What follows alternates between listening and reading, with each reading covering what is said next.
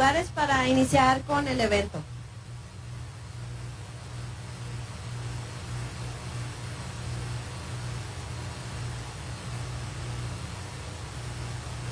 Les recordamos que la presentación del libro será transmitida por Facebook Live. No sé si después la desean consultar. Va a estar disponible en la página del Colegio de Sonora.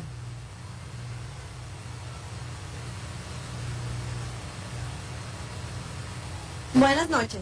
El Colegio de Sonora les da la más cordial bienvenida a la presentación del libro Lo que el novillo se llevó.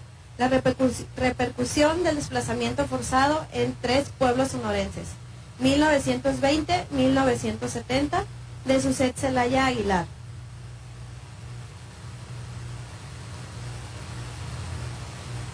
A continuación nos acompañará el grupo musical Los Barranqueños, dirigido por Juan Daus, y nos interpretarán 2 canciones, El Novillo y los 3 pueblos y Río Contaminado.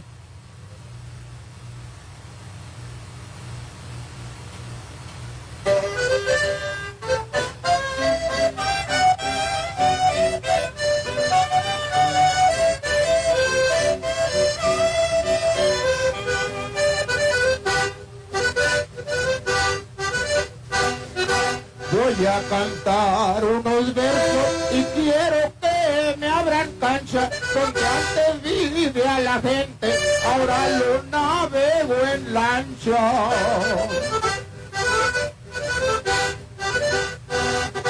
No sé cuántas gotas de agua le cabrán a esa presa, lo que sí les aseguro, casi muero de tristeza.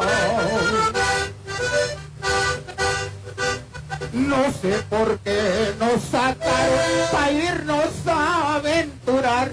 Vivíamos muy contentos entrando en el temporal. Podrán buscar 1000 maneras o podrán buscar 1000 modos, todos para los 3 pueblos, los 3 pueblos para todos.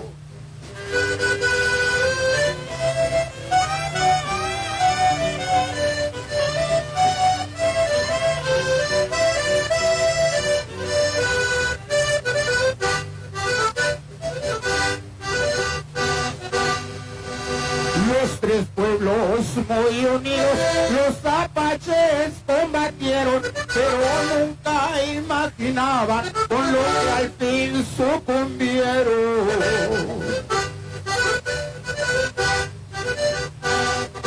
Tanto luchar por la tierra, cuidándola con amor, sembrando siempre contentos trigo, maíz y frijol.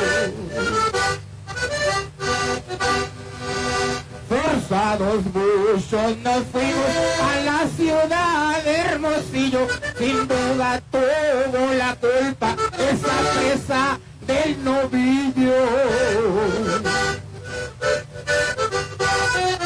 Cuando nos sacó el novillo, todos muy decepcionados, nos moríamos de tristeza por estar desarraigado.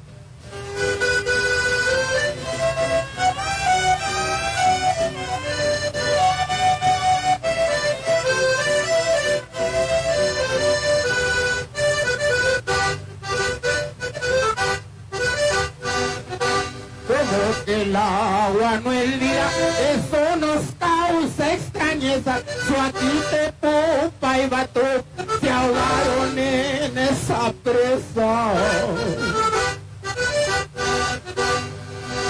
También les debo aclarar que fue la repartición lo que en un momento dado causó mucha desunión. Ya con esta me despido, nadie pasa de la raya, el libro se lo debemos a Susetán y Celaya.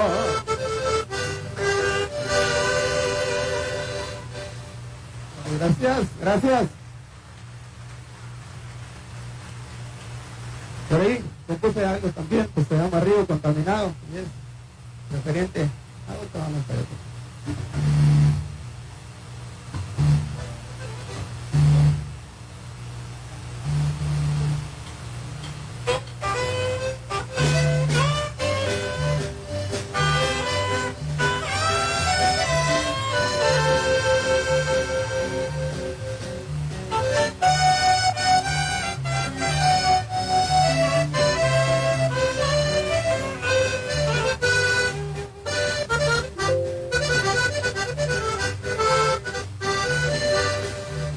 Voy a contarle a la gente, no se vea visto hasta ahora.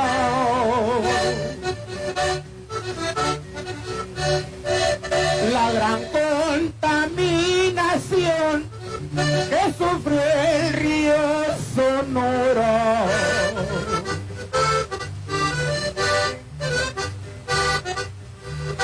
Y son días 6 de agosto 2014 corría.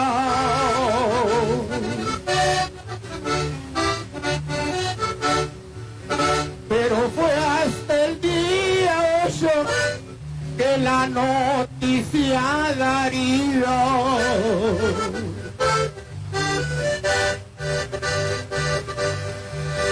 Fue Buena Vista del Cobre, de ahí el veneno salió.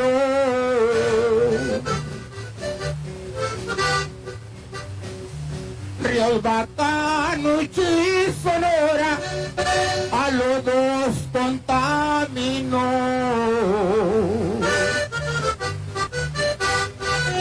Jamás en nuestro país, según toda información, que pasara algo como esta macrocontaminación.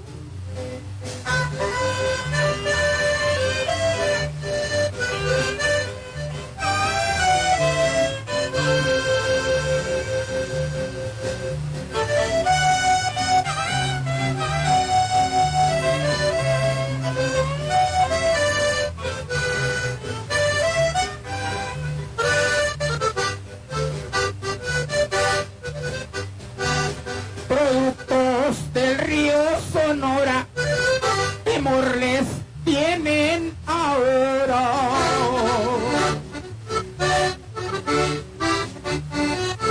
Pero eso sí que la mina sigue perfora y perfora.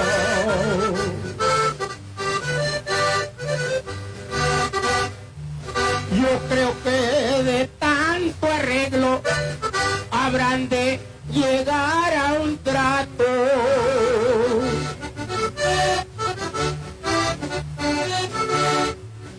Pero el dinero que suelte es quitarle un pelo a un gato.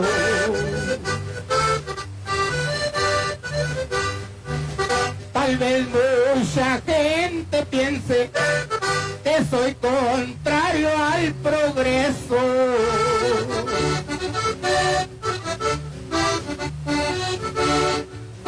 Pero la vida, mi hermano, vale mucho más que eso. Pienso que generaciones lo tendrán que recordar, pero que sirva de ejemplo para no vuelva a pasar. Gracias, amable, gracias.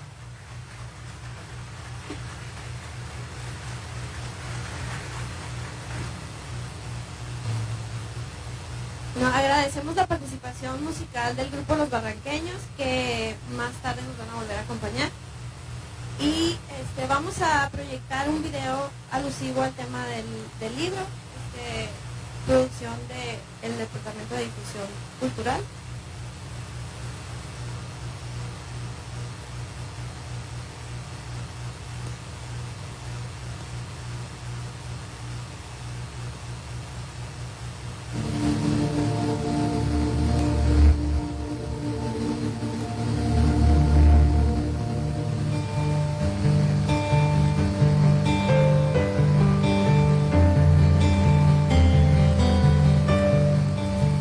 que el novillo se llevó. La repercusión del desplazamiento forzado en 3 pueblos sonorenses, 1920-1970. Bueno, este libro aborda el tema del desplazamiento forzado, enfocado a la problemática que sucedió cuando los pueblos de Suaki, Tepupa y Batuc fueron inundados a raíz de la construcción de la presa El Novillo, y absolutamente todas las personas que vivían ahí tuvieron que desplazarse a otros entornos, sea la ciudad o diversos pueblos de Sonora. Ese trabajo nació para responder desde un punto de vista sociohistórico al cuestionamiento de por qué las personas se trasladan hacia otros territorios, o bien, de manera más conceptualmente precisa, ¿por qué las personas se desplazan? Las respuestas a esta pregunta se antojan sencillas: por desastres naturales, por violencia, ausencia de medios de subsistencia o simplemente para mejorar su nivel de vida. A este texto puede acercarse quien tenga interés en el tema del desplazamiento forzado en general, quien tenga interés también en el desplazamiento forzado específicamente a causa de la construcción de presas, y también se tocan otros temas como el desarrollo agrario de los pueblos, el desarrollo histórico agrario. Entonces también quien tenga interés en esos temas va a encontrar ahí información importante sobre esta región del estado. Y en general quien le guste estos temas, quien tenga también interés en sí en los pueblos, también va a encontrar información que le puede ser de utilidad. La motivación para un desplazamiento engloba, en muchas ocasiones, más de una razón. Considero que la importancia de este libro radica en justamente abordar estas reubicaciones de población como lo que son, es decir, como un desplazamiento forzado. Las personas no querían moverse de su territorio, del lugar en donde vivían, pero a raíz de la construcción de esta presa, a raíz de una decisión gubernamental, digamos, pues estos pueblos fueron suprimidos, dejaron de existir, y la población tuvo que desplazarse a donde sus posibilidades le brindaron.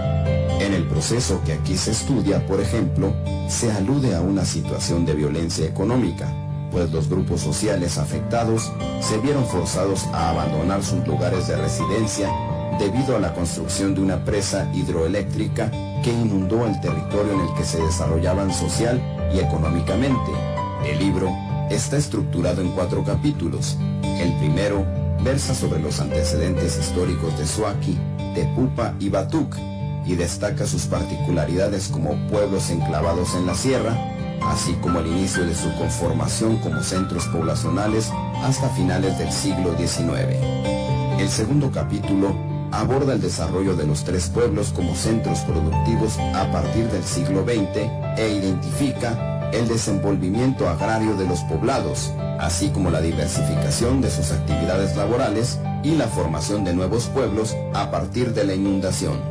El tercer apartado se enfoca en las consecuencias de la construcción de la presa El Novillo para la población que se desplazó al entorno urbano, y se analizan testimonios de quienes radican en Hermosillo desde hace varias décadas.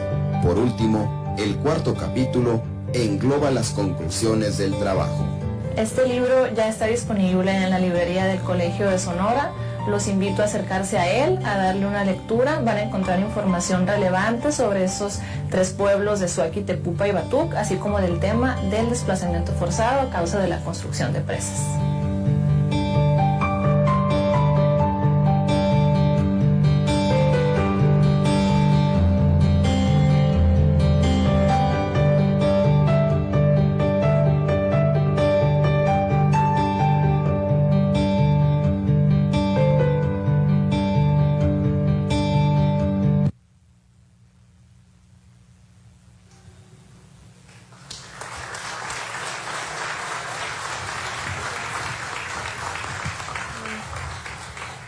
Ahora invitamos a los integrantes del Presidium a tomar su lugar, por favor.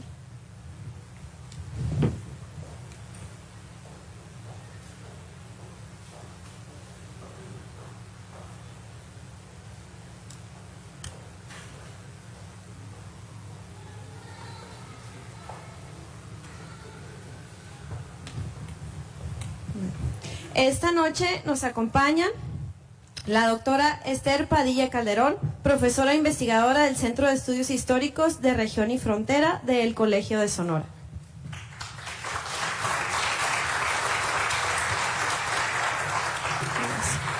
La maestra Gloria María Cáñez de la Fuente, profesora investigadora del Centro de Investigación en Alimentación y Desarrollo.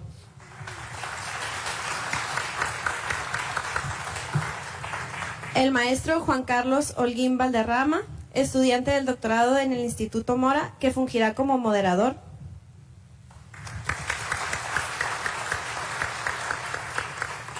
Y la autora del libro, la maestra Suset Daniela Celaya Aguilar, egresada de la maestría en Ciencias Sociales del Colegio de Sonora.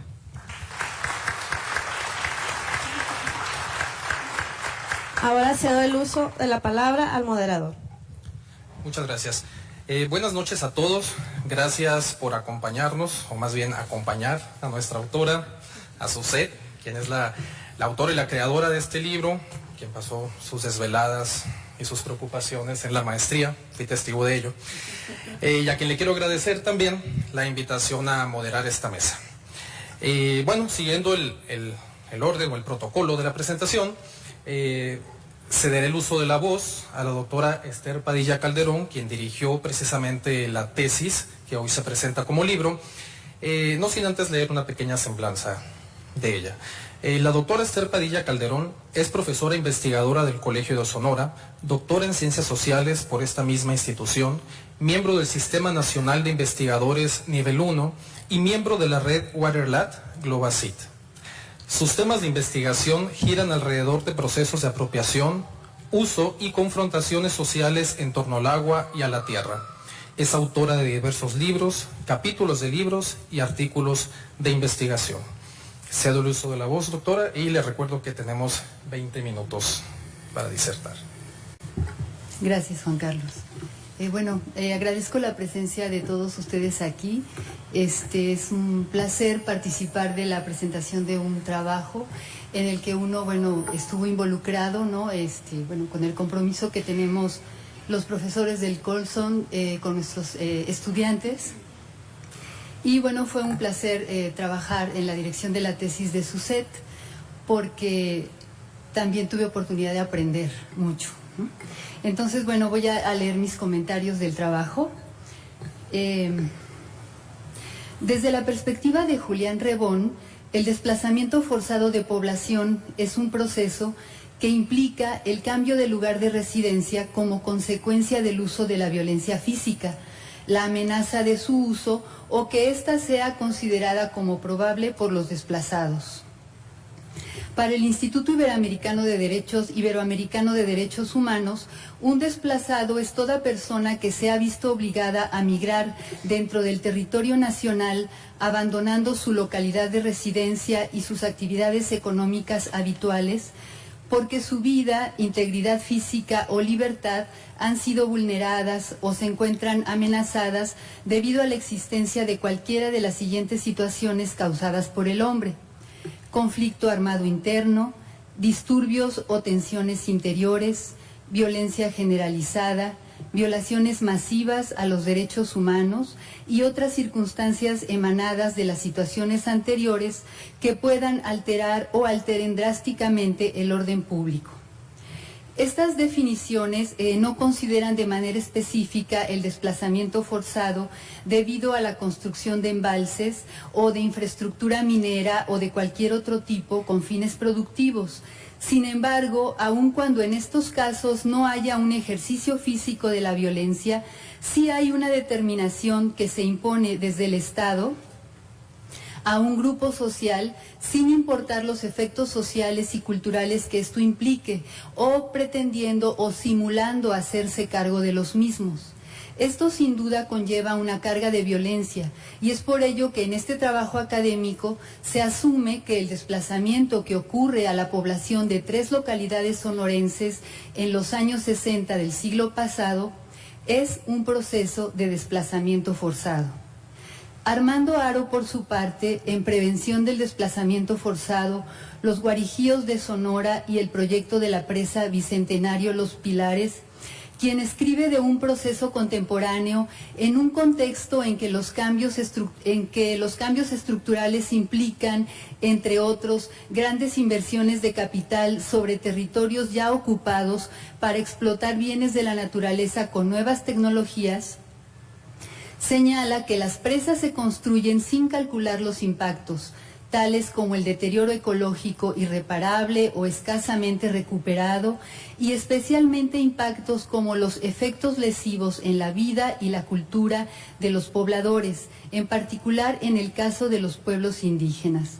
Por lo tanto, los procesos de desplazamiento forzado de población se producen como consecuencia de la inhumanidad que expresan múltiples actores sociales. El libro de Suzette Zelaya da cuenta de efectos sociales relacionados con la construcción de la presa Plutarco Elías Calles, conocida también como El Novillo, y que fuera construida entre 1958 y 1964. El desplazamiento forzado de la población de los pueblos de Suaki, Tepupa y Batuc es el efecto social general de la construcción de este embalse, y los efectos particulares o específicos en grupos de población constituyen otras importantes consecuencias, porque no todos los grupos sociales que conformaban esa territorialidad tenían las mismas condiciones socioeconómicas e incluso culturales para asumir de manera favorable la determinación del régimen de inundar su hábitat. Y es por eso que muchas veces un desplazado o un inadaptado es alguien que no se ajusta al ambiente, a las circunstancias, y que puede vivir en estas condiciones de inadaptación y de vulnerabilidad social durante mucho tiempo. La transformación sustantiva de la función productiva del territorio material en el que habitaban los pobladores de Suaki, Tepupa y Batuc, el cual se transforma de ser un espacio orientado a la producción agrícola y ganadera, así como artesanal y también comercial, a ser un gran embalse, un espacio transformado en un gran depósito de agua, formado artificialmente para almacenar las aguas del gran río Yaqui, con el objetivo de controlar sustantivos volúmenes del agua producida en la cuenca más grande de Sonora, para fortalecer la actividad agrícola de otras regiones y producir energía eléctrica para el consumo urbano e industrial fundamentalmente. Como señala Theodor Stingberg, el control y dominio de la naturaleza son centrales en un proceso de industrialización, y el capitalismo industrial tiene un enorme alcance geográfico por su potencial de afectar personas y lugares alejados del sitio de producción. Así, en este trabajo ha sido importante conocer qué era el territorio donde los pobladores de Suaki, Tepupa y Batuc habitaban, cómo era materialmente hablando, cómo se reproducía, es decir, cuáles eran las actividades económicas que hacían posible la vida social ahí, o sea, qué eran los habitantes en relación al territorio. Al ser indagado esto, sabemos qué elementos dejan de existir, qué actividades son las que los pobladores ya no pueden realizar. Sabemos cómo su identidad social ya no puede continuar reproduciéndose porque ellos ya no pueden seguir siendo lo que eran en relación al territorio que habitaban. Aun si algunos testimonios orales refieren la aceptación del desplazamiento, calificándolo como un sacrificio que valió la pena asumir en nombre del progreso, en última instancia, el beneficio no fue para ellos, les tocó perder. Pero creo que debemos preguntarnos por qué a los pobres y desconocidos les toca perder casi siempre. En un apartado introductorio, uno conclusivo y 3 capítulos, se desarrolla la historia social del desplazamiento forzado producto de la construcción de un embalse, tomando en cuenta algunas de las dimensiones comprometidas en el proceso. Se puede advertir que en la construcción de este libro interesó reconstruir y se estuvo en condiciones de aproximarse a una reconstrucción del proceso de cambio relacionado con el modo como se transformó la vida de los habitantes de estos pueblos al desplazarse de un ámbito rural a uno urbano. Por lo tanto, se buscó reconstruir el antes, el durante y el después de algunas dimensiones de las identidades sociales que se reproducían en estos pueblos de la Sierra Sonorense. Es decir, se buscó reconstruir un proceso de cambio social. Eric Hobsbawm dice de la historia social que ésta busca estudiar procesos de cambio y transformación a través del estudio de la relación entre estructuras y la serie de fenómenos específicos que realmente ocurrieron. En el periodo conocido como de desarrollo estabilizador para nuestro país, se potencia la industrialización y tiene lugar una mayor tecnificación en la agricultura. Así, es requerida una mayor cantidad de energía eléctrica y para producirla se construyen presas hidroeléctricas como la del Novillo. Este cambio tuvo efectos concretos en 3 pueblos ya mencionados de la Sierra Sonorense. Como puede advertirse a través de la lectura del libro, la estrategia general de la investigación ha sido cualitativa y creo que los 2 grandes ejes sobre los cuales se ha reconstruido el proceso son el antes del desplazamiento y el después del mismo. Así se ha caracterizado social e históricamente a la población de cada uno de los pueblos, relatando cómo fue su conformación y su desarrollo histórico, particularmente con respecto a la dimensión socioproductiva. Se identifica y caracteriza para cada uno de los pueblos cuáles eran las actividades económicas de los pobladores antes del proceso de desplazamiento y cuáles eran las identidades socioproductivas predominantes en ellos. Así, tenemos agricultores, jornaleros, mineros, ganaderos, artesanos, comerciantes y además se identifican diferencias aun si realizaban un mismo tipo de actividad o actividades económicas. El antes se reconstruye a partir de fuentes secundarias y principalmente a partir de documentos de archivo obtenidos en el Archivo del Registro Agrario Nacional, en el Archivo Histórico del Agua y en el Archivo General del Estado de Sonora. Y advierto otro proceso. El momento del desplazamiento no es simultáneo para todos los desplazados. Ocurre en diferentes momentos. Y aquí quiero hacer énfasis en la importancia de la mediación, o mejor dicho, de las mediaciones que se producen en este tipo de procesos sociales. Pues en este caso en particular de la construcción de esta presa, se advierte que la mediación entre los pobladores y las instituciones comprometidas en la construcción del embalse es básicamente de carácter gubernamental. No estaba presente algún otro tipo de organización social que de alguna manera interviniera, por ejemplo, con la intención de apoyar la frágil organización de los afectados.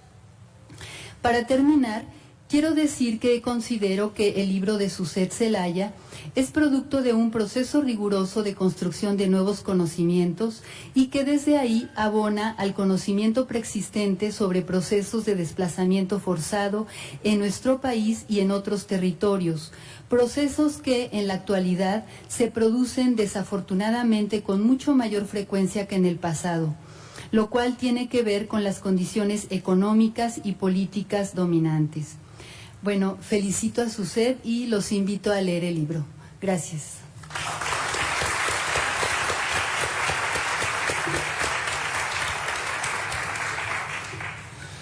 Muchas gracias a la doctora Padilla por sus palabras.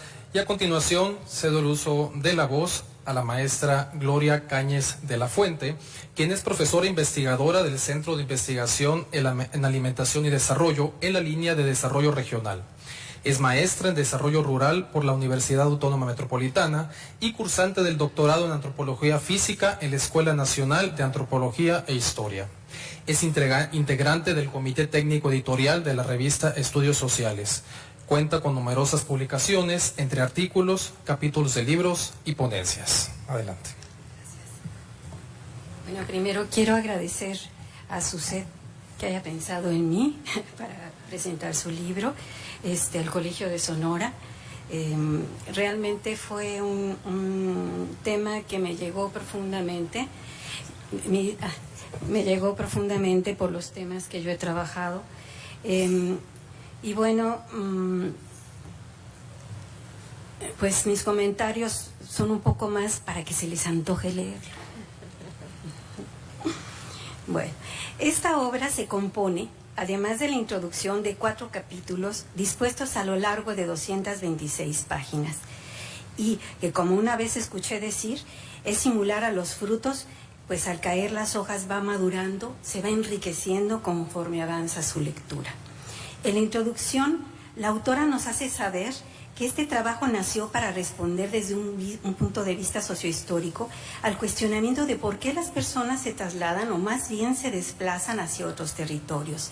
En este caso, debido a la afectación de 3 antiguos pueblos de la Sierra Sonorense, por la construcción de la presa hidroeléctrica, esos grupos sociales que conformaban los pueblos de Suaki, Tepupa y Batuc. ¿Y qué efectos tuvo este traslado en sus actividades de subsistencia? En la parte introductoria expone, entre otros, los conceptos claves y vías para su análisis e interpretación de este proceso, como el desplazamiento y violencia económica de Rebón, el desplazamiento interno forzado por proyectos de desarrollo propuesto por Domínguez, para enfocarse en la fractura de las actividades económicas existentes antes de la construcción de la presa y después a partir del desplazamiento a una zona urbana, se centra en 2 aspectos más: las actividades socioproductivas que se refieren a las tareas enfocadas a la obtención de un producto, en particular las que se practicaban para satisfacer las necesidades básicas de alimentación familiar, y no una retribución monetaria a gran escala, donde ella considera centrales a la agricultura y la ganadería, junto con las actividades sociolaborales, es decir, las labores o trabajos realizados a cambio de una remuneración económica, un pago, un sueldo, donde incluye las actividades comerciales, servicios o artesanales. El texto realizado por la maestra Zelaya es resultado de una investigación comprendida en el campo de la historia social, donde se combinan los aportes de otros materiales académicos, información institucional y hemerográfica, además de la proveniente de otras fuentes primarias como el Archivo General del Estado de Sonora, el Archivo General Agrario, el Archivo Histórico del Agua, junto con el uso de la historia oral para la recuperación de testimonios de personas afectadas por la presa. En el primer capítulo, Antecedentes históricos de Suaki, Tepupa y Batuc, se abordan sus características, su origen étnico y minero, su conformación como centros poblacionales a finales del siglo XIX, así como los aspectos que definieron sus actividades socioproductivas y sociolaborales. La exposición nos lleva de las características geográficas y de los recursos hidrológicos y pluviales, a la descripción de la topografía de la Sierra de Sonora, el acceso al agua, aspectos que influyeron tanto en el desarrollo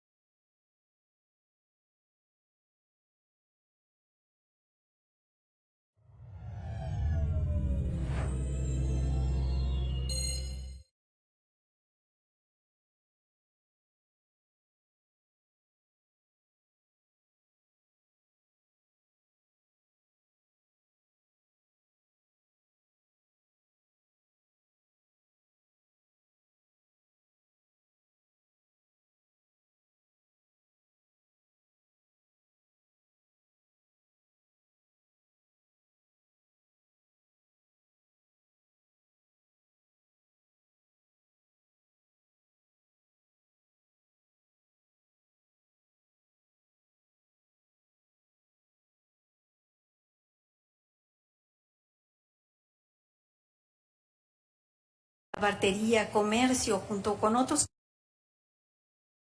militares. Entre una rica información, nos revela algunos antecedentes que fueron decisivos para el posterior desarrollo social y productivo de los poblados aludidos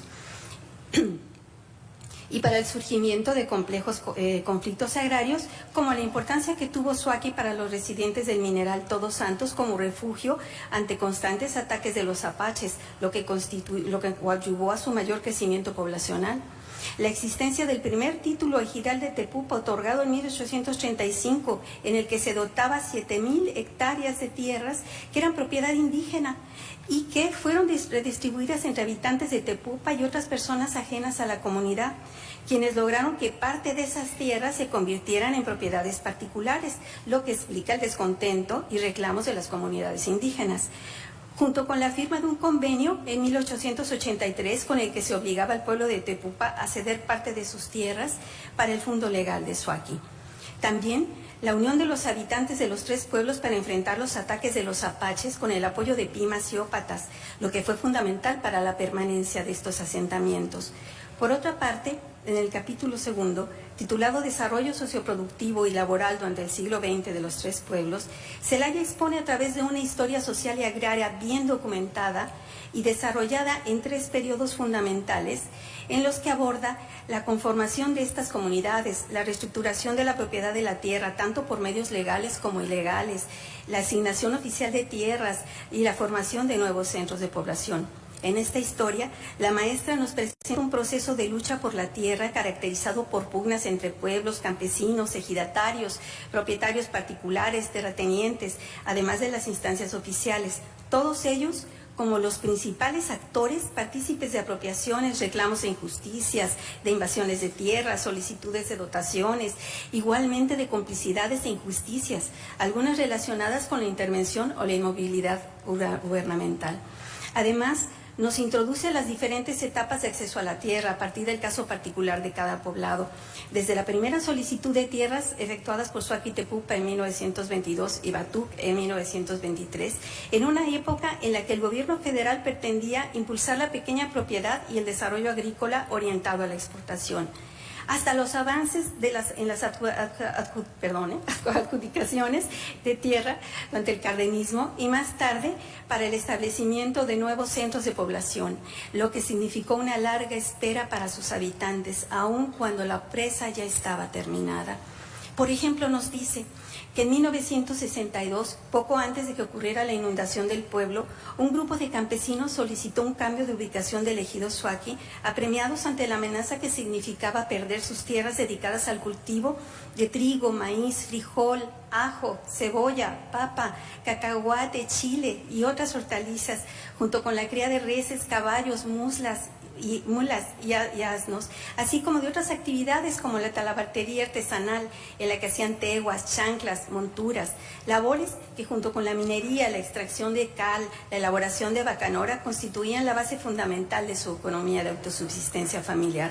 La autora continúa con esta historia y nos dice, cito: después de interminables oficios, se aprobó la solicitud el 15 de marzo de 1963, cuando las aguas de la presa ya llegaban a los pueblos, siendo Suaki el primero en inundarse. Para 1964, los terrenos de cultivo y la zona urbanizada del pueblo se inundaron en su totalidad y los habitantes se vieron en la necesidad de desplazarse hacia un nuevo centro poblacional o hacia Hermosillo y a diversos puntos del estado. La maestra Zelaya nos vuelve a introducir a esta historia con el caso de Tepupa y Batuc, el primero un pueblo que refrendaba su pasado indígena para reafirmar sus derechos sobre las tierras que usufructaba o que le habían sido arrebatadas. Como Suaki, enfrentaron una larga espera en la que representarían varias solicitudes de tierra, un proceso que no se dio sin problemas, pues para el caso de Tepupa, en 1937 solo se benefició a 20 ejidatarios de los 143 que poseían derechos, y aunque las resoluciones terminaron en 1970, los 123 solicitantes restantes nunca recibieron parcela alguna, mientras que a Batuc le sería negada la solicitud de tierras que presentó ese año por falta de disponibilidad de predios en la zona. Así, para cada caso, la autora nos describe de manera detallada las pugnas existentes entre los pobladores por el acceso a la propiedad de las tierras, los matices y o diferencias y similitudes de las actividades socioproductivas y sociolaborales, asociándolas a las características y calidad de los terrenos que se poseían, las limitaciones que les imponían no contar tierras de cultivo, la presencia de los distintos grupos sociales y la diversidad de actividades que componía la economía campesina. A lo largo del texto, la autora nos ilustra con mapas de territorios indígenas, croquis de los predios afectados para las ampliaciones solicitadas, algunas fotos, planos de la distribución de las tierras ejidales y particulares, además de citar actas de dotación, cartas de solicitud, de inconformidad, así como información de censos, referencias sobre la calidad de la tierra y el tipo de ganadería que se tenía.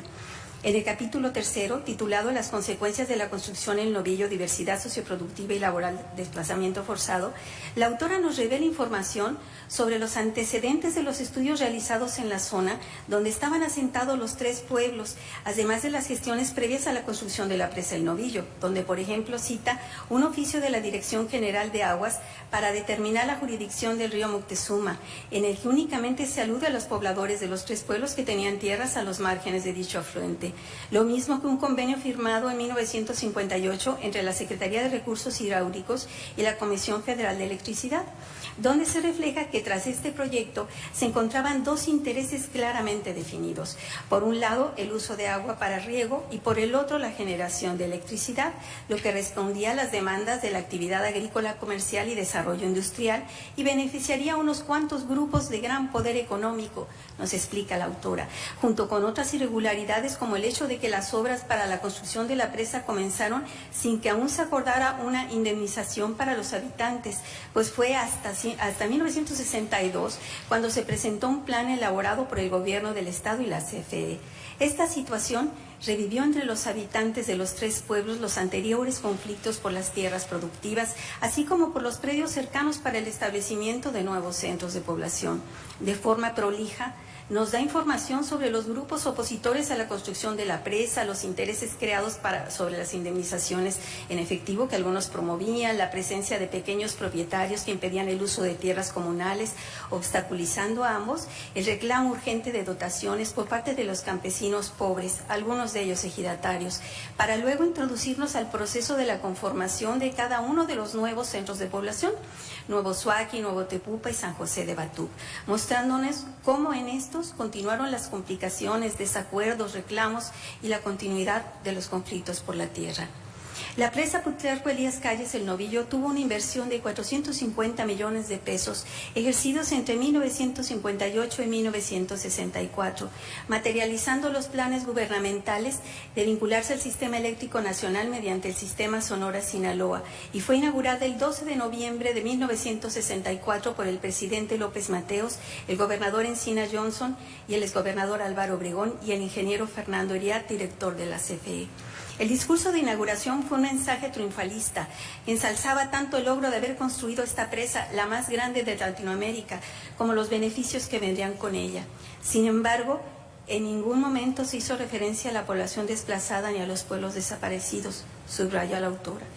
Por otra parte, nos presenta las alternativas de indemnización que les fueron ofrecidas a los afectados, los montos a pagar de acuerdo a la extensión y calidad de las tierras, el pago por metro cuadrado en el caso de los solares urbanos o de construcción.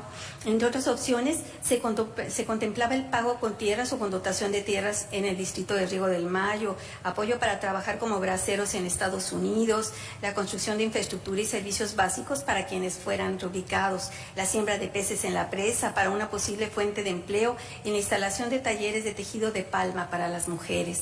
La maestra Zelaya hace énfasis en el retraso y la desigualdad que hubo en la entrega de indemnizaciones, pues favoreció a quienes más recursos tenían y se dedicaban a la agricultura y a la cría del ganado, mientras que la mayoría de la población afectada contaba con menos de 5 hectáreas de temporal o 2 de riego, por lo que no tendría derecho a reubicación, solo a una indemnización, y quienes no poseían predios de cultivo o urbanos solo recibirían 3,000 pesos. Señala que el proceso de desplazamiento fue desordenado, pues dependía de si se obtenía o no la indemnización, el tipo de monto de la misma, si se contaba o no con un nuevo lugar para asentarse, además del pueblo en el que se habitaba. Las actividades socioproductivas y sociolaborales tradicionales de las que dependía el sostenimiento familiar de los habitantes de Tepupa, Suaqui y Batuc fueron desapareciendo. Quienes se vieron forzados a recibir en lugares como el Saus, municipio de Ures y la ciudad de Hermosillo, aprendieron nuevos oficios y entraron en trabajos asalariados en comercios o servicios o se dedicaron al autoempleo. Para la mayoría de los desplazados, desaparecieron las labores de los cultivos propios o bajo jornal, la producción de bacanora, el gambuceo, así como las salidas temporales a trabajar a la costa de Hermosillo o como braceros al otro lado, al igual que los acuerdos entre vecinos para compartir el trabajo de los cultivos y su venta, además de las formas de ayuda mutua y de intercambio que permitían asegurar el abasto de alimentos familiar, y de otras actividades como la música, la curtidería, la herrería, la talabartería y la albañilería. En el caso de las mujeres que habían trabajado la palma desde generaciones atrás y como jornaleras agrícolas en su pueblo, en los campos agrícolas de la costa de Hermosillo o en la zafra de la caña, no lo volvieron a hacer. La maestra Zelaya nos brinda una perspectiva más humana de lo que significó este proceso a partir de fragmentos de testimonios de hombres y mujeres que sufrieron esta irreparable pérdida. En ellos se narran las circunstancias que enfrentaron, los problemas con la indemnización, ventajas y desventajas de quienes salieron o de quienes decidieron quedarse y fundar nuevos centros de población cercanos a la presa. Como parte de esta historia, nos revela cuáles fueron los aspectos que limitaron la posibilidad de que los tres pueblos se unieran y lograran una organización amplia ante este megaproyecto. Por una parte, el descontento con el comité directivo de Tepupa Batuguixuaqui, en el que no todos encontraron respuesta a sus solicitudes, la existencia de iniciativas basadas en intereses particulares, así como los manejos poco claros de las indemnizaciones por parte de las instituciones y a veces entre los mismos afectados. Por la otra, la falta de una identificación y organización colectiva entre los tres pueblos, las entregas en distintos momentos de las indemnizaciones y de manera diferenciada. ¿Se acuerdan del río Sonora? El rechazo o la opción de compartir conjuntamente un solo poblado, pero también la aceptación de la mayor parte de quienes llenaban los requisitos para un pago en efectivo, con lo que se perdía la posibilidad de una reubicación para otros. En el caso de algunos ejidatarios y campesinos, lograron dotaciones de tierra en la costa de Hermosillo, como los ejidos Cruz Gales, formado en 1964, y el Jacinto López, en el que quedaron integrados algunos tepupas que esperaron 10 años todavía, se los dieron hasta 1972. Por otra parte, señala que a pesar del costo social que implicó esta obra hidráulica para las familias desplazadas a la distancia de poco más de 5 décadas, las personas entrevistadas consideran que la vida en la ciudad y el trabajo asalariado les brindó muchos beneficios que no podrían tener en sus pueblos de origen, como los servicios médicos, la jubilación, la educación para los jóvenes, además de la comodidad de poder comprar cosas sin necesidad de trabajar, producirlas o hacerlas. La idea de que su sacrificio fue por el bien del progreso de la nación permanece, y consideran injusto que ante la construcción del acueducto Independencia haya inconformidad o rechazo a este proyecto, pues ellos se sacrificaron por esa agua que consideran igualmente suya. La maestra Zelaya nos ofrece algunas recomendaciones que deberían tenerse en cuenta para este tipo de proyectos, como las características y particularidades de la población afectada, que las alternativas de indemnización provengan de un plan de acción incluyente y diverso, que asegure la igualdad de condiciones entre los grupos socioeconómicos afectados. También que los organismos responsables realicen los planes de indemnización dedicando tiempo necesario para su ejecución y asegurar un alto nivel de aceptación entre los afectados. Por último, me parece importante mencionar 3 cuestiones más que llamaron mucho mi atención y que la maestra Zelaya concluye. La primera, se refiere a que la experiencia de desplazamiento reforzó en quienes se trasladaron a la ciudad de Hermosillo la visión de que el entorno urbano implica la única forma de vida válida, donde es posible obtener un mejor empleo y mejores comodidades, a diferencia de las limitadas oportunidades que les brindan los pueblos. La segunda, la existencia de cierta ambivalencia en la memoria histórica de las personas entrevistadas, quienes, aunque recuerdan con afecto su vida en los pueblos, ellos consideran los beneficios logrados mediante esta obra como nuevos sujetos urbanos. La tercera, la necesidad de contar con un marco de acción legal para enfrentar y regular este tipo de proyectos y los problemas que de ellos derivan, que considere la transformación histórica y social de la comunidad perjudicada, la compensación justa por los daños, la participación activa de los afectados y la atención a largo plazo de los mismos. Por último, si me lo permiten, quisiera leer un párrafo que sintetiza desde mi punto de vista lo que piensa la autora. Sirve este trabajo para mostrar la centralidad del modo de sustento en la decisión de los pobladores para trasladarse a un determinado territorio y para sugerir el abordaje multidisciplinario de estos procesos, pues atención jurídica e incluso psicológica son necesarias. De igual forma, para apuntar la urgencia de indemnizaciones que igualen, sino que mejoren las condiciones de vida previas de los afectados, sobre todo porque suelen ser comunidades campesinas e indígenas las que sufren este tipo de embates en detrimento de su historia, identidad y vida cotidiana. Finalmente, quiero decir que se trata de un texto que es producto de un gran esfuerzo serio y que sin duda constituye un aporte enriquecedor para la historia social y agraria de Sonora. Quiero compartirles que cuando terminé de leer el texto, vinieron a mi mente la presa Pilares y la tribu Guarijío, el novillo y el acueducto Independencia y la tribu Yaqui, las 25,000 personas de los pueblos del río Yaqui, del río Sonora, que han sufrido uno de los más grandes desastres sociales y ambientales de nuestra historia. Gracias.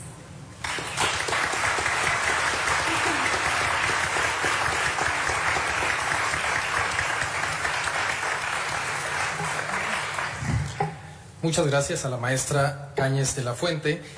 Y a continuación cedemos el uso de la voz a la autora del libro que hoy nos tiene aquí, a Suset Celaya Aguilar, quien es egresada de la carrera en Ciencias de la Comunicación por la Universidad de Sonora. En 2011 culminó el diplomado en Creación Literaria en la Escuela de Escritores en la Ciudad de México. Fue becaria del Fondo Estatal para la Cultura y las Artes en el periodo 2013-2014. En el 2015 egresó de la maestría en Ciencias Sociales del Colegio de Sonora, cuyo proyecto de tesis se publicó en formato de libro y es el que hoy se presenta. Actualmente cursa el doctorado en esta misma institución con una investigación sobre presas y conflictos sociales.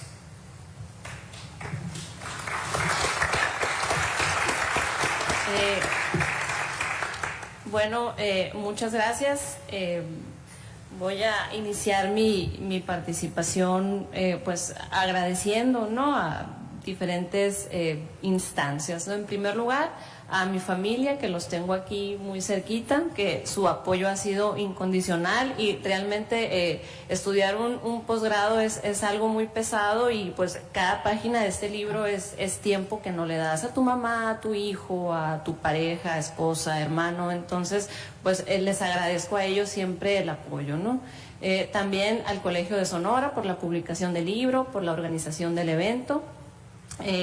A las presentadoras que se tomaron el tiempo, hicieron la tarea de leer el libro. Realmente, bueno, Esther yo creo que se lo sabe de memoria, y presentarnos sus impresiones y sus reflexiones, lo que a ellas les dejó el libro, ¿no? Y por supuesto, pues en general a todos los asistentes que están aquí, que se tomaron también el tiempo de venir a escuchar y de conocer un poco más de lo que está en el libro, ¿no?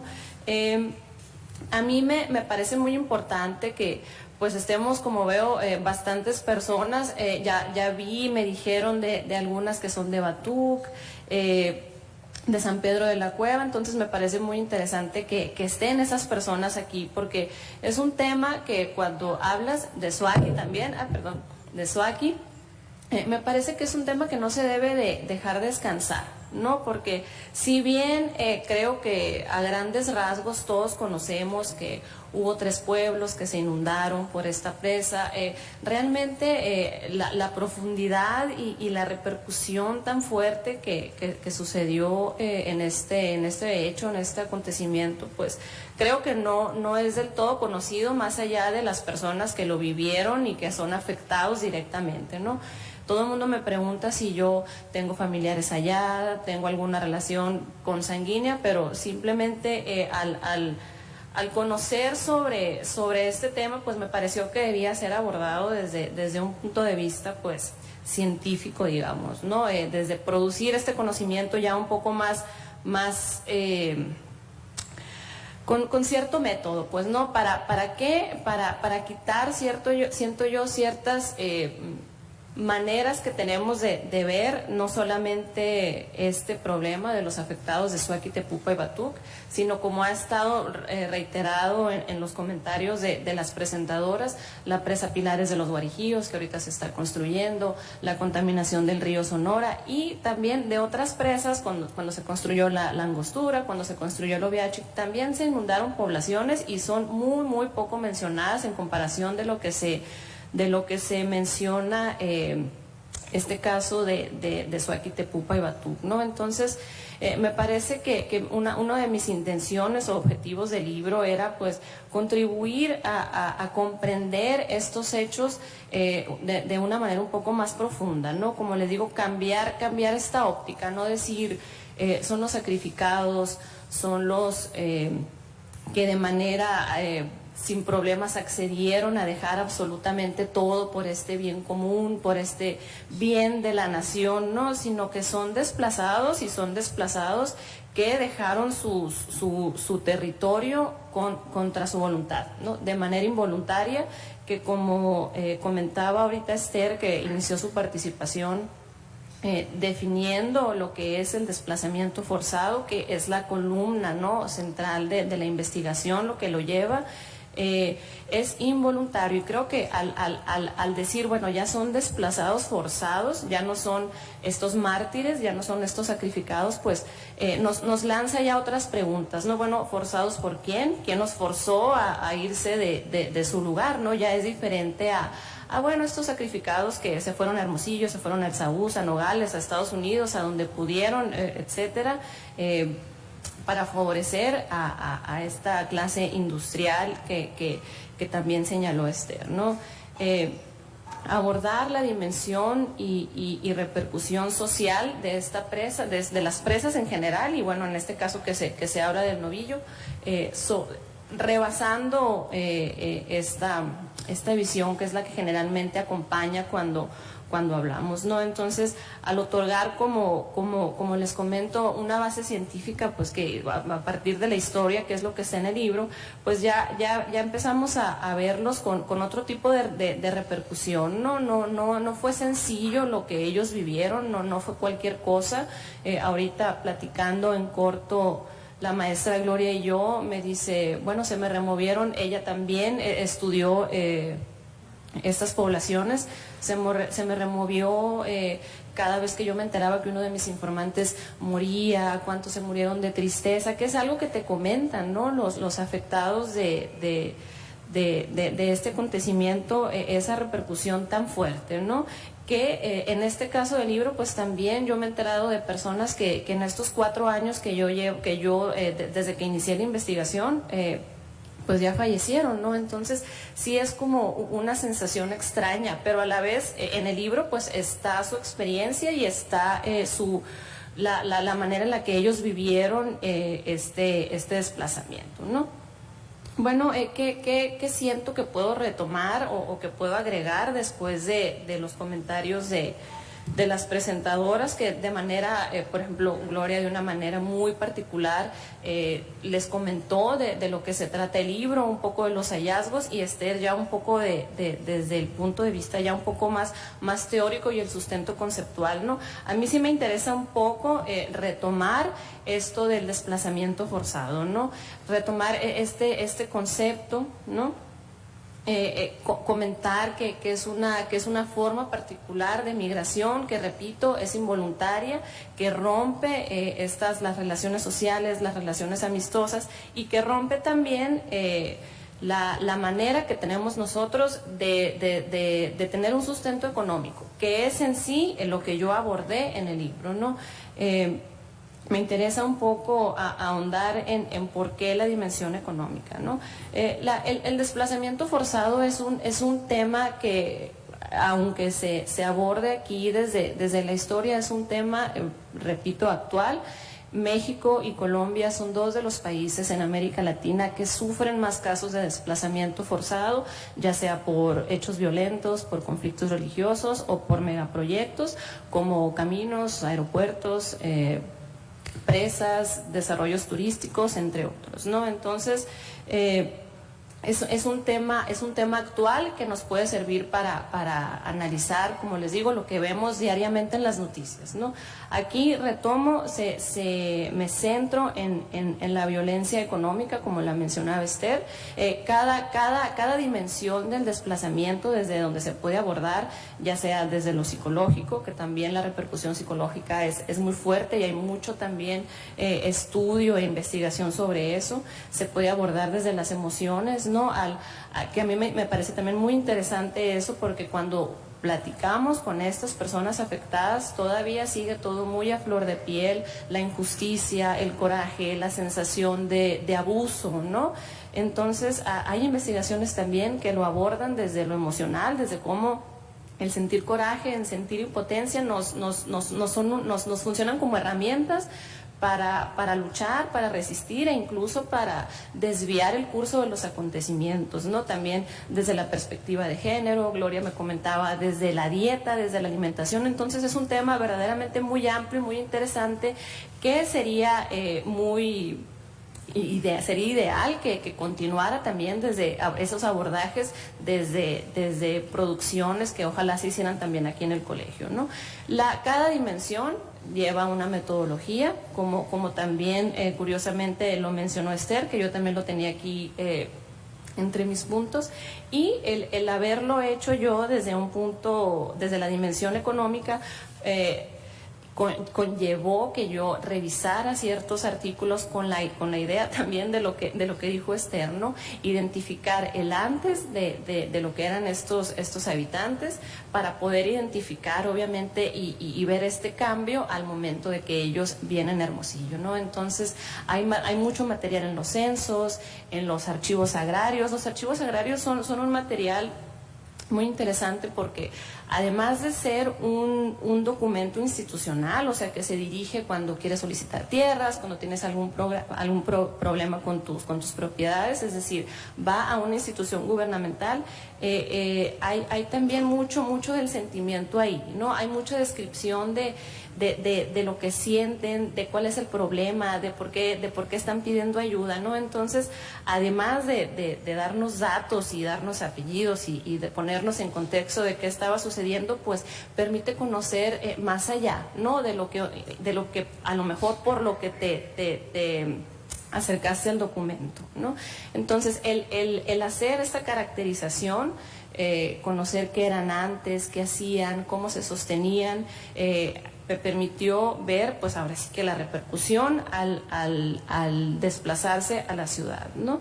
¿Por qué? Porque esta dimensión económica, además de que el mismo concepto de desplazamiento te da esta oportunidad de abordarlo así, porque una de las consecuencias es que al haber un proyecto de desarrollo en determinado lugar, al expropiarse un territorio, rompes todo, ¿no? Además de las relaciones sociales, de lo que puedes provocar en tristeza, en sentimiento, pues también provocas la preocupación de, bueno, ¿y ahora cómo voy a vivir? ¿Voy a poder hacer a lo mejor lo único que sé hacer en otro entorno completamente diferente al que estoy yo habituado a desarrollarme, ¿no? Entonces, esta dimensión económica vino a abarcar incluso las indemnizaciones, que fue lo que a mí, uno de los hallazgos, creo, que yo no esperaba, ¿no? Encontrar cómo atravesó todo,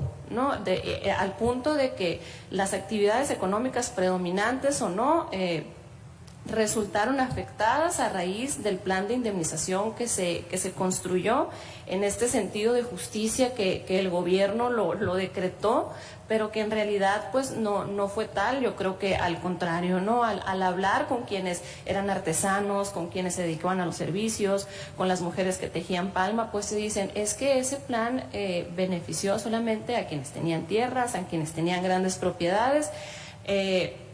¿Y qué es esto? Pues es un análisis de las actividades económicas, ¿no? Es como un que vas a un lugar y ese lugar te regresa al mismo lugar, es como ir en círculos, ¿no? Al hablar en este preciso contexto del desplazamiento, de la indemnización, tu actividad económica te hacía tener cierta demanda a las instituciones, al gobierno, porque lo que tú hacías lo querías seguir haciendo, ¿no? O sentías que necesitabas ciertos elementos que te los debía de otorgar el gobierno a raíz de este problema en el que el mismo gobierno te metió para continuar con tus actividades, pero a la vez había grupos de poder que tenían otra actividad, que se organizaban también dependiendo su actividad, que influenciaron de cierta manera tan fuerte el plan de indemnización que terminó beneficiando a una parte, no sé si decir pequeña de la población, pero dejó a muchos más sin una indemnización adecuada, ¿no? Más que todo quería yo señalar esto, ¿no? Cómo se hizo una caracterización a partir de las actividades económicas y que eso permitió analizar el documento, este acontecimiento, ¿no? Dio algo como más tangible a lo mejor, porque ya era de una manera un poco más clara ver qué hacían, preguntarles qué hacían, que te contaban qué hacían y luego qué tuvieron que hacer al venir ya a radicar a Hermosillo, que pues venir de un contexto rural, de un contexto campesino a la ciudad, vino a romper con las identidades socioproductivas y sociolaborales que habían estado practicando por décadas en esos tres pueblos, ¿no? Que no por ser pueblos que a lo mejor podían decir, bueno, era muy chiquito, vivía mucha gente, había cierto dinamismo, ¿no? Había periódicos, había músicos, había fotógrafos, había costureras, había molinos, realmente no era como que todos se dedicaban al trabajo de la tierra, ¿no? Entonces eran pueblos con cierto dinamismo, sobre todo Batuc, dinamismo que no se reflejó al momento en el que el gobierno indemnizó, no tomó en cuenta esta heterogeneidad de actividades laborales, y a final de cuentas hubo casos muy injustos y muy dolorosos de personas que o no recibieron nada o lo recibieron cuando el agua de la presa ya estaba en un nivel alto y de riesgo. En los archivos hay telegramas en donde se dice, por favor, gobierno, ponte las pilas, indemniza, porque las personas ya no tienen agua, las personas se están derrumbando las casas y no tienen ningún medio para salir, ¿no? Entonces, al analizar bueno, y ejemplos como esos, como este en el libro, pues hay varios, ¿no? Entonces, cuando uno ya pone en la balanza este tipo de testimonios y lo vea, pues yo creo que ya no es tan fácil verlos como sacrificados o como estos mártires que nos han querido vender, pues en este discurso oficial, ¿no? Que como Esther también lo señaló, y Gloria también, fue interiorizado por los afectados, ¿no? Para mí también, ya a lo mejor pasando un poco más a los hallazgos o a las conclusiones de la tesis, era impresionante cuando podían pasar horas relatándome la dificultad realmente de ciertos casos para 10 años después a lo mejor encontrar un lugar ya estable en donde radicar después de numerosas cambios de ciudad, de pueblo, y que al final me dijeran, pero fue bueno,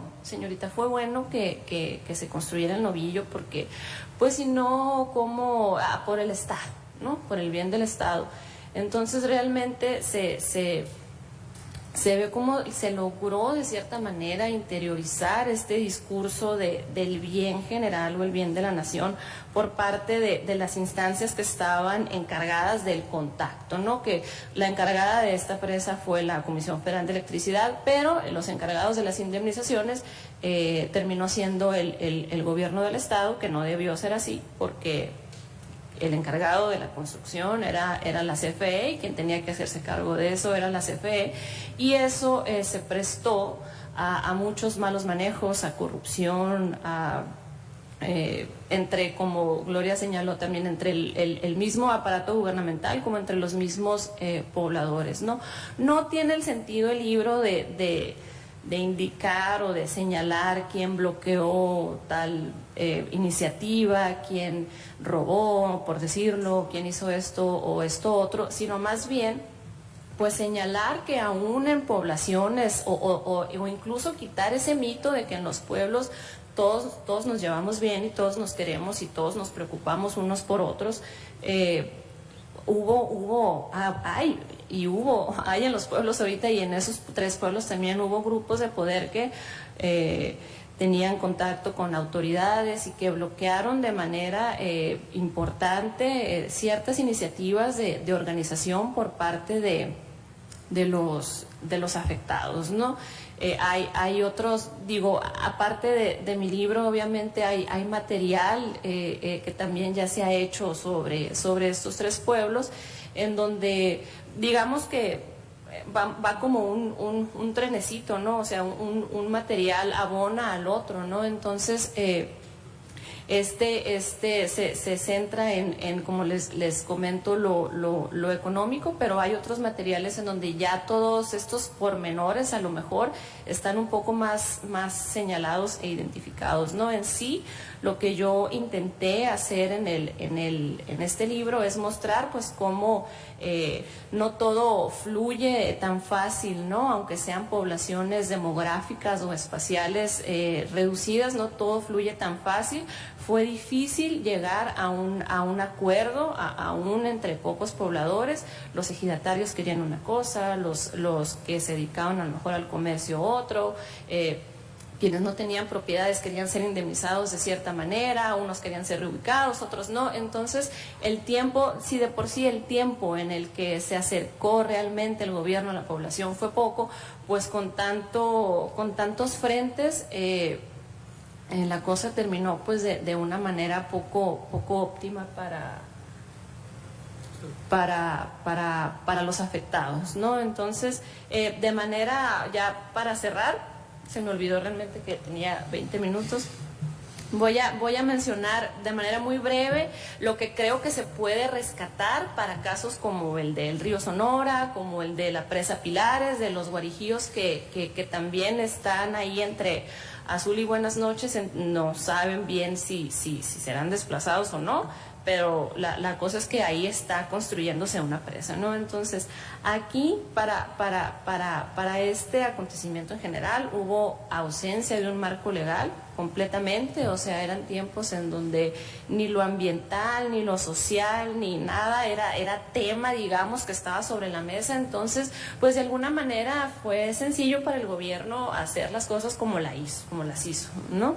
Que como ya les mencioné, hubo presencia de grupos de poder que influenciaron fuertemente la manera en la que se indemnizó, en perjuicio de grupos sociales económicos más pequeños, como los artesanos, como los comerciantes, ¿no?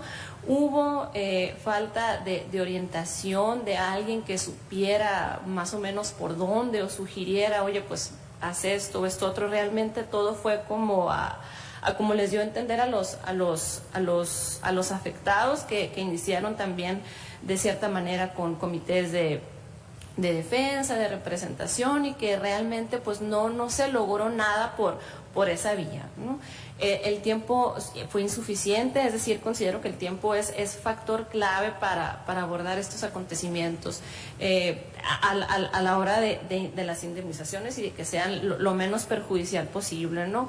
Yo leí en una investigación como en España se tardó 20 años en que una presa iniciara a entrar en funcionamiento hasta que toda la población afectada estuvo de acuerdo, pues, ¿no? Entonces, pues eso evidentemente habla de los tipos de gobiernos, e incluso a lo mejor de ciudadanos que tenemos en un país, ¿no? Actualmente ya hay agrupaciones, redes que defienden a los ríos, que defienden a los afectados por presas, que son, por ejemplo, los que de alguna manera aquí en el colegio también tenemos quien apoya a los guarijíos, cosa que aquí no fue y debería de tenerse en el radar al momento de abordar estas problemáticas, o de crear una política pública para quien se encargue de cierta manera de eso, ¿no?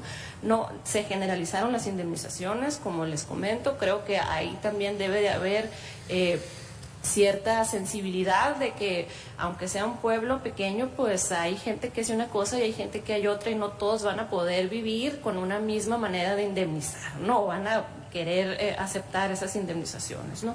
Hubo un rompimiento de las identidades socioproductivas y sociolaborales previas, es decir, no pudieron seguir siendo lo que eran desde el punto de vista de su sostén económico, ¿no?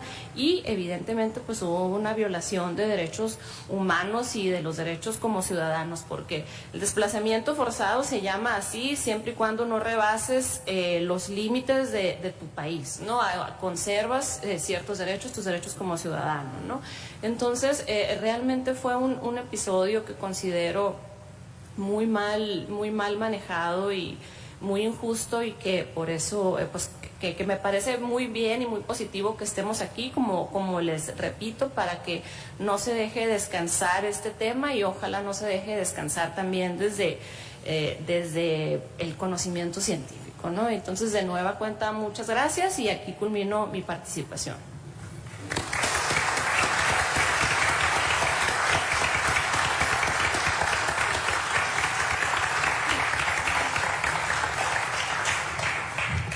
Bien, agradecemos a la autora su participación y abrimos un espacio para comentarios o preguntas que tenga el público. Qué miedo. Eso los va a contestar.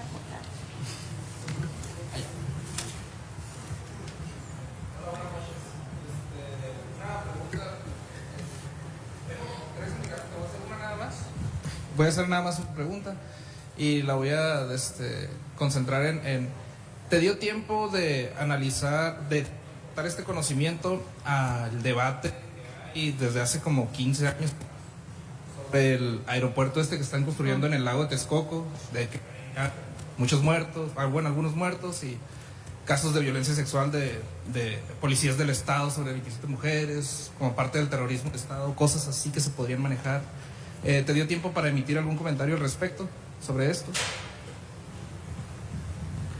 ¿Contesto una por una o...? ¿Cómo? Que si me dio tiempo de incluirlo aquí en la tesis.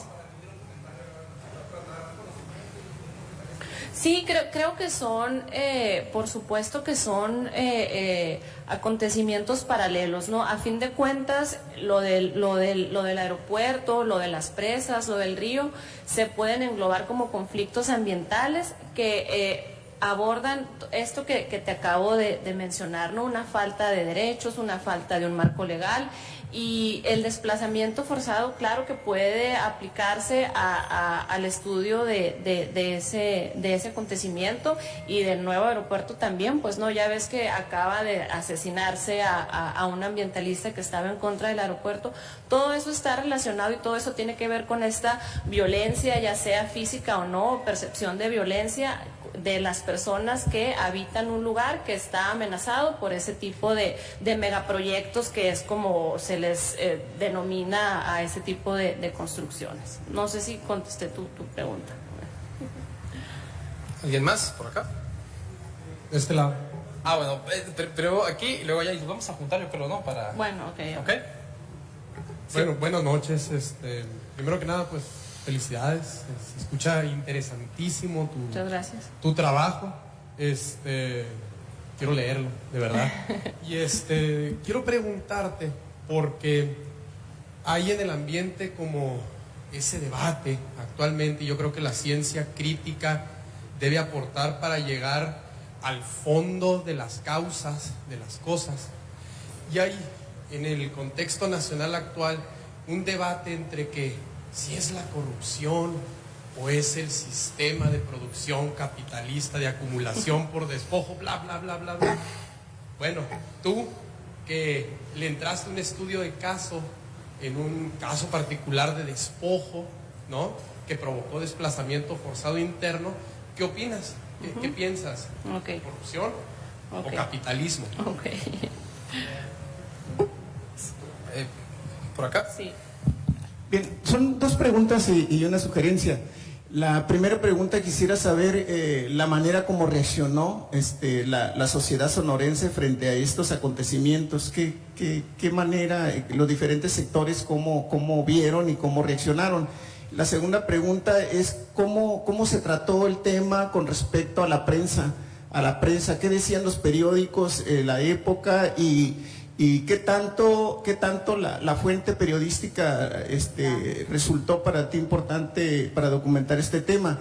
La otra sugerencia, pero antes te pregunto, aquí en el público no hay testigos orales que consultaste, ¿no? Hubiera sido interesante, o sería interesante que en una presentación, en otra reunión, hicieras toda la gestión para convencerlos y pudieran estar aquí dando su testimonio de cara a esto. Creo que le daría un aire y lo humanizara, más que lo interpretaran ustedes de manera indirecta, que oyéramos confesiones testimoniales directas. Le daría una carga emotiva y le daría un alto significado. Muy bien, muchas gracias. Gracias. ¿Alguien más? ¿Alguna otra pregunta o comentario? Acá. Buenas noches. Yo lo único que quiero hacer es felicitarla y reconocer pues que el hecho de que, como usted comentaba ahorita, no tiene relación, lazos familiares con los pueblos, me parece que es un punto de vista pues más imparcial o justo, ¿no? Yo en mi caso pues yo tengo mis orígenes en el pueblo de Suaki, y siempre que se toca este tema pues siempre remueve, ¿no? Aunque uno no sea contemporáneo de esos años, pues yo creo que ya lo trae impreso de su familia. Claro. Y pues ahorita precisamente como usted comentaba, pues aquí hay gente o lo que se ha escrito al respecto pues es muy de personas de esos lugares, entonces tiene un poco el matiz más sentimental. Entonces yo reconozco en este caso su trabajo, porque pues es desde un punto de vista, pues aparte de científico, imparcial y justo, ¿no? Muchas felicidades. Muchas gracias, muchas gracias. Sí, por acá. También la maestra Cañas quiere hacer un comentario. Sí, primero aquí. Buenas noches. Primero, pues, de veras realmente felicidades, usted. Creo que tiene mucha razón, señor, opinión en relación a que es muy importante los testimonios, las vivencias, que cada quien diga lo que realmente vivió. Y creo que no es cuestión de leyes, desgraciadamente. Actualmente vemos lo mismo en Río Sonora, etcétera, etcétera. Es la impunidad, la corrupción, coludida las autoridades todo el tiempo. Es la misma historia, estaba oyendo, pero se me hizo muy interesante porque a pesar de que nosotros pues ya me tocó vivir, no estaba jovencilla, ¿no? Pero sí lo viví.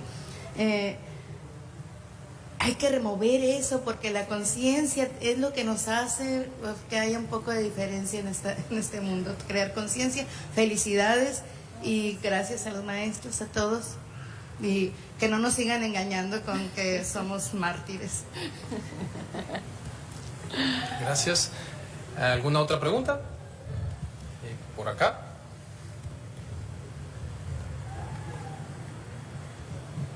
Buenas noches. Nada más para darte las gracias. No, nosotros somos familia de ahí de Batú. Yo nací el 15 de junio del 64, ¿no? Okay. Nada más como un pequeño comentario. ¿Sí? Pues por desgracia, a las gentes que salieron de Batú se les dio tierra aquí en el Testerazo, no sé si sabrás. Y sucedió lo mismo. Al tiempo formaron otra presa en Molinito que ya les dieron aquí en La Colmena. Así es. Fue un doble desplazamiento. Doble desplazamiento, nada más Así para es. comentarlos. Muy bien. Gracias. Sí. Bueno, yo creo que cerramos este bloque, ¿no? Para sí. que contestes. Y este ahorita. Respecto a tu pregunta, yo creo que más que todo es corrupción, ¿no? Luchar contra el sistema capitalista o esperar que en algún momento cercano se dejen de construir estos megaproyectos que son nada más que ganancia económica, yo lo veo muy lejano. Yo, como señala Esther, hay cada vez más desplazamientos o amenazas de desplazamientos y creo que es una realidad en la que está difícil de erradicar y que la diferencia la haría que no hubiera actos de corrupción como lo hubo aquí en estos tres pueblos. O sea, otra cosa tal vez hubiera sido que las indemnizaciones fueran entregadas de una manera justa, ¿no? Que que si querían, no sé, ¿no? Como les digo, volvemos a esto de ponernos de acuerdo con el tiempo, ¿no? Que si se les ofrecía un terreno, tantas hectáreas, ok, ¿no? A quienes querían continuar con su estilo de vida rural, se hiciera, ¿no? O incluso se me ocurre, ¿por qué no hay o se creó un comité permanente para desplazados, por ejemplo, ¿no? Que fueran ayudas continuas, pues, ¿no? Porque como yo tuve oportunidad de ver, hubo personas que a los 10 años les entregaron las tierras, por ejemplo, ¿no? Que solicitaron en cuanto salieron. O de gente que anduvo en un peregrinar y que por fin hasta los realmente 10 años pudieron por ahí invadir un terreno y a los 10 años les legalizan el terreno y entonces échale pluma, pues, ¿no? Y creo que muchas de esos casos fueron por corrupción, ¿no? Por indemnizaciones que no se entregaron. Hay muchas listas, ¿no? En los archivos de personas solicitando su indemnización, solicitando esos famosos 3,000 pesos que les dieron a quienes no tenían tierra ni casa ni prácticamente nada. Entonces sí creo que la corrupción empeora completamente este tipo de acontecimientos y de problemáticas, ¿no? Sí, creo que esa sería mi postura, ¿no? Y en segundo, ¿cómo reaccionó la sociedad sonorense? De una manera muy de acuerdo al discurso oficial, a que era bueno, a que el novillo es positivo y está muy relacionada. Yo esa pregunta se la puedo responder justamente de acuerdo a lo que he visto en la prensa, por ejemplo, pues, ¿no? El tema es prácticamente no es mencionado y cuando es mencionado es solamente para señalar el avance de la presa, cuánto se aumentó la inversión, cuando vino el presidente, cuando vino las visitas oficiales, cuando vino el director de la comisión.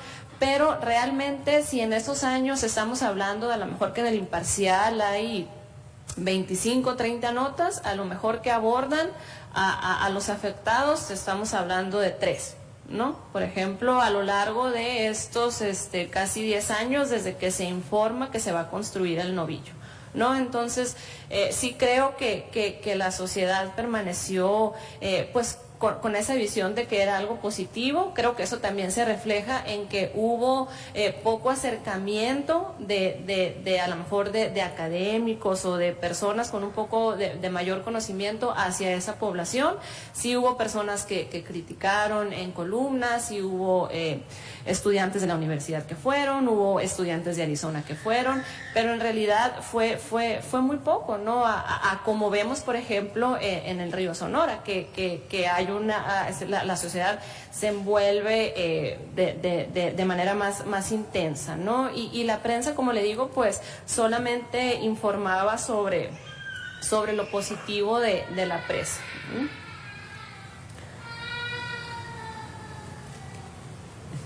¿Otra pregunta? Bien, bueno, la maestra Cañas quería hacer un comentario. Sí. A mí me parece que como académicos, bueno, hemos estado, o nos ha tocado vivir, a muchos de los que estamos acá, un cambio importantísimo en todos estos 50, 60 años. Ha sido un cambio tecnológico, social, económico, alimentario. O sea, es una cosa que nos rebasa con mucho, ¿no? Nuestra pequeña humanidad. Entonces, pienso que como académicos tenemos que darle un rostro humano a lo que hacemos. Tenemos que recuperar las experiencias de vida. Le comentaba yo, comentábamos eso Suset y yo antes de empezar. Es necesario mostrar cómo las personas están viviendo los efectos de estos proyectos. O sea, no podemos desenmascarar algo, no podemos mostrar que algo no se está haciendo bien si no mostramos qué es lo que está pasando. Pero también es importante ver la percepción de las personas para poder construir cosas, ¿no? Entonces, a mí en lo personal, o sea, sí se me hace muy valioso estudiar grandes procesos y demás, y eso no jamás debe dejar de hacerse, pero también volvamos a la persona.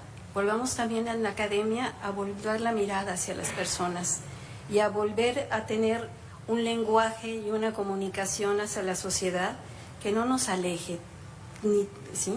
Que está bien que entre nosotros manejemos toda la parte teórica, conceptual, metodológica y demás, pero también tenemos que tener este lenguaje y este tipo de acercamientos, ¿no? Lo que decía la señora, lo que decía el señor, es cierto, es real. Tenemos que escuchar a los actores, ¿no? A los principales actores que están involucrados en esto, ¿no? Y pues nada más era también para felicitarlas a las dos, porque eso es trabajo de equipo, ¿verdad? Gracias. Muchas gracias. ¿Y por aquí? Para un comentario, pues primeramente felicitarte, hija, ¿no? Cada vez que se habla o que se vuelve a tratar el tema, me surgen más, no dudas, sino que me surge un cierto coraje, ¿verdad? En cuanto a cómo salieron las gentes. Ustedes mismos dicen que sentían la rabia de ver abandonado, cómo se jugaron con esas indemnizaciones, como si esa indemnización fuera a solucionarles toda su problemática de por vida, ¿no? Entonces, pero luego se habla de que a quien se favorecieron, pues esa es una circunstancia que siempre hemos sabido, ¿no? Quiénes salen más favorecidos que otros. Naturalmente que es molesto y no lo que digo yo tiene que pensarlo mi hija, naturalmente que no, discrepamos muchas veces, ¿verdad? Pero sí creo que todavía somos una sociedad que debemos estar pendientes de nuestros hermanos. Ahorita se hablaba de la presa de los Guarijíos, nosotros somos muy dados a pensar en que pues a mí no me está tocando nada, a mí no me pasa nada, yo vivo aquí en Hermosillo, mis hijos van aquí a la escuela, pero ¿qué pasa con los que están allá, que dejaron eso para salir, para emigrar a otros lugares, en pos de, entre comillas, en aras del progreso, ¿verdad? Ese progreso que nunca les tocó a ellos, les tocó a otras personas. A lo mejor yo soy favorecido de ese progreso al tener en mi casa mejor luz eléctrica, ya no hay bajones, ¿no? O a lo mejor también soy perjudicado. Pero digo, entre algo que me parece importante y que a lo mejor parezca chusco lo que voy a comentar, me he dicho, ni tan siquiera fueron para levantar un censo, decían las gentes que se vinieron a vivir a Hermosillo, decirles, la Comisión Federal se va a hacer cargo de tu cuenta, ¿no? O del agua, etcétera. ¿Por qué? Porque ellos venían de un lugar donde no se pagaba el agua, donde no se pagaba renta, donde no se hacían ciertos gastos que después tuvieron que enfrentarlos. Y eso es lo que yo a mí me he hecho esa pregunta, ¿por qué no se hizo? En fin, yo ahorita con la edad que tengo, algunos debían de haber tenido la misma cuando salieron de allá, algunos ya fallecieron, etcétera, pero sí creo que estamos en tiempo. Agradezco mucho a los comentarios de ustedes que también, digamos, vienen a enriquecer lo que ya se escribió, pero también el punto de ustedes es muy importante, los que participaron ahorita, y sobre todo los que han hecho preguntas, los que están participando de alguna manera u otra. Yo veo a muchas gentes de aquí, que son de San Pedro de la Cueva, ahorita dijo la señora que era de Suaki, y sí, ahorita es un señor, ¿por qué no se había invitado a alguien para enriquecer, digamos, estas circunstancias? Creo que sí hubiera sido muy formidable, aunque muchas veces se piensan, dicen, es que ya estaba preparado para que hablara el señor. No, eso no es lo válido. Eso es venir aquí y estar sentado y también expresar lo que uno siente. Digamos, si con alguna cosa molestas, bueno, pues es tu sentir al cual tenemos derecho a manifestarlo y tengo derecho a discernir o discrepar de algunos. Y eso es lo que les pido, mi respeto para todos los que a lo mejor en este momento no coinciden conmigo. Pero ese es mi punto de vista. Muchas gracias.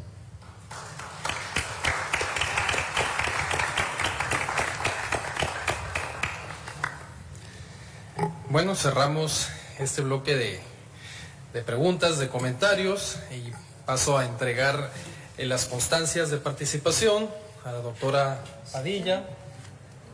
Gracias. A la maestra Gloria María Cáñez del CIAD y a la autora Suset.